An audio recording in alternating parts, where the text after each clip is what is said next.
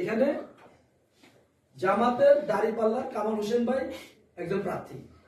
আপনি লিটারালি যদি চিন্তা করে দেখছেন, সব বিবেক চিন্তা করে দেখলেন যে না, কামাল ভাইয়ের চাইতো সৎ, যোগ্য, দক্ষ লোক আছে, আমরা এই পয়েন্টে বলবো জি আপনি তাকে ভোট দেন। আপনি তাকে ভোট দেন।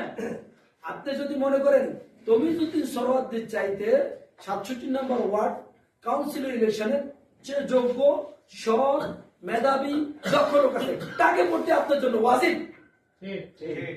আমি বুঝাতে পারিনি। তখন আপনি আমাকে ভোট দিলেন, আপনি আপনার আমানতদারিতার সাথে কি করলেন? খেয়ানত করলেন। এই কথাটাই আমরা বলতে চাই। আমরা এই কথাটাই বলতে চাই।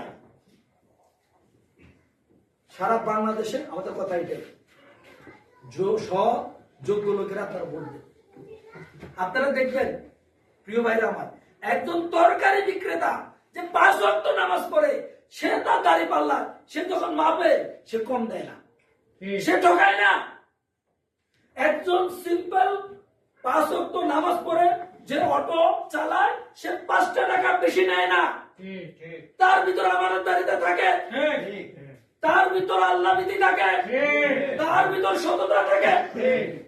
তাহলে যে ব্যক্তি নামাজ পড়ে না, যে ব্যক্তি আল্লাহকে ভয় পায় না, সে কিভাবে আপনাকে সত্য সুন্দর আপনার সৎ পরামর্শ দিবে?